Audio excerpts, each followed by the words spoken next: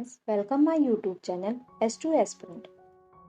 बलात्कार जैसे अपराधों की कड़ी सजा क्या हो सकती है? इन नीच अपराधियों को सुधारने की दवा क्या हो सकती है? आजकल समाज में महिलाओं के साथ अत्याचार बढ़ते जा रहे हैं। एक 2002 का famous gangrape Bilkis Bano case, आज हम इस विषय में बात करेंगे। गुजरात सरकार ने 2002 में बिल्किस बानो से सामूहिक बलात्कार के मामले में उम्र कैद की सजा पाए सभी 11 दोषियों को अपनी क्षमा नीति के तहत रिहाई की मंजूरी दी है। गुजरात सरकार का यह फैसला समाज के सभी पक्षों को निराश करने वाला है। जिस समय यह घटना हुई, बिल्किस बानो 5 महीने की गर्भवती थी। कई रिपोर्टों के अनुसार बिल्किस को घटना के 3 घंटे बाद होश आया और एक आदिवासी महिला से कपड़े उधार लेने के बाद वह शिकायत दर्ज कराने के लिए पुलिस स्टेशन पहुंची।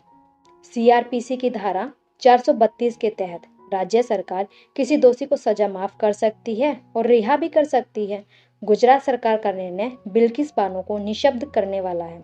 इतने वर्षों में बिल्किस बानो द्वारा जो लड़ाई लड़ी गई, क्या वह एक पल में सिमट कर रह जाएगी? गुजरात सरकार का निर्णय न्यायिक प्रक्रिया की आत्मा का दम घोट रहा है। राज्य का कार्य दोषियों को बचाना नहीं बल्कि उनको दंड देना है। खासकर बलात्कारियों को राज्य द्वारा दंड में कोई रियायत नहीं दी जानी चाहिए। यह फैसला भारतीय समाज में काफी गहरा असर कर रहा है, क्योंकि यहाँ पर बलात्कार पीड़ित महिलाओं के साथ अत्याचार हो रहा है। हमारे भारतीय संस्कृति में कहा भी गया है, जहाँ नारी की पूजा होती है वही देवताओं का वास होता है।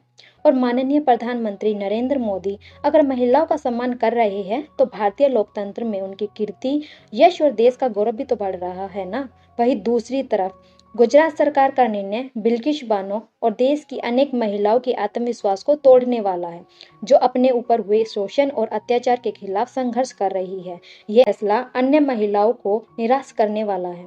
राज्य के लिए सारी प्रजा समान होनी चाहिए। जैसे कि महान सम्राट अशोक ने भी कहा है कि प्रजा हमारी संतान होती है।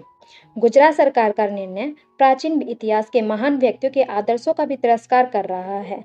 इस प्रकार हम माननीय प्रधानमंत्री के बेटी बचाओ बेटी पढ़ाओ योजनाओं को कैसे साकार रूप दे पाएंगे, यह भी एक चिंता का विषय बन गया है। जब दोषियों को रिहा किया गया तो उनको मिठाई खिलाई गई, पुष्पमाला पहनाकर उनका स्वागत किया गया। इसमें इतिहास की एक घटना याद आती है, जलियांवाला कांड। जलियांवाला कांड के मुख्य हत्यारे जनरल डायर को साम्राज्यवादी लोगों ने ब्रिटिश साम्राज्य का शेर कहकर कहा और 12,000 पाउंड का पुरस्कार भी दिया और एक तलवार भी भेंट की। हमारे समाज में बलात्कारियों का ऐसा सम्मान निराशाजनक बात हो सकती है, उससे ज़्यादा और कुछ नहीं। हाल ही में राष्ट्रपति के पद पर प्रथम आदिवासी महिला श्रीमती द्रौपदी मुर्मू ने निर्वाचित होने पर विश्व स्वास्थ्य उदार परिपक्व लोकतंत्र की प्रशंसा हो रही थी, किंतु सरकार का निर्णय लोकतंत्र के तेज को फीका कर रहा है, क्योंकि कानून और प्रशासन के जरिए बलात्कार मुक्त समाज बनाना एक धोखे से ज़्यादा कुछ नहीं हो सकता। इन हैवानों का सामाजिक बहिष्कार करना होगा। इसकी शुरुआत परिवार के माध्यम से हो सकती है। 1957 में आई बॉलीवुड की मशहूर मूवी मदर इंडिया में फिल्म की मुख्य पात्र राधा अपने दुश्मन की बेटी की इज्जत बचाने के लिए अपने बेटे को गोली मार देती है। वर्तमान में समाज द्वारा इस काल्पनिक कहानी को वास्तविक रूप से लागू नहीं किया जा सकता। हमें अहिंसा के साधनों द्वारा इन अत्याचारियों का बहिष्कार करना चाहिए। दलगत राजनीति से ऊपर उठकर कुछ प्रमुख महिलाओं को इस निर्णय के विरोध में अपना बयान देना चाहिए और साथ ही इस हैवानियत को रोकने के लिए समाज को जाति और धर्म से ऊपर उठकर कार्य करने की आवश्यकता है। और साथ में बिल्किस बानो जी को उनके धर्म के अनुसार मुस्लिम महिला न मानकर केवल पीड़ित महिला के रूप में देखना चाहिए। अपराधियों का कोई धर्म या जाति नहीं होती, उसी प्रकार पीड़िता का भी कोई जाति या धर्म नहीं होता। ये लाइनें हमें इस बात को समझाने की ओर इशारा कर रही है। लुटेरा आजाद तो अपमान सबका है, लूटी है एक बेटी तो लूटा सम्मान सबका है।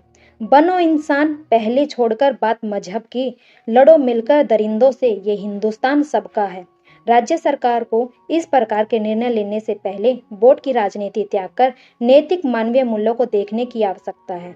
आशा है देश में सही दिशा में सोच आरंभ होगी। इस लज्जादायक बीमारी बलात्कार से अपनी संगनी सहभागिनी स्त्री को और जो माँ बेटी है और उचित और आदर्श सम्मान दिला सकेगी, जिसकी वह पात्र है और उनका जो गौरव है। इस विषय में आपके क्या विचार है, कमेंट करके बताइए। अगर मेरी वीडियो आपको पसंद आई हो तो लाइक करें, कमेंट करें और मेरे चैनल को सब्सक्राइब करें। Thank you.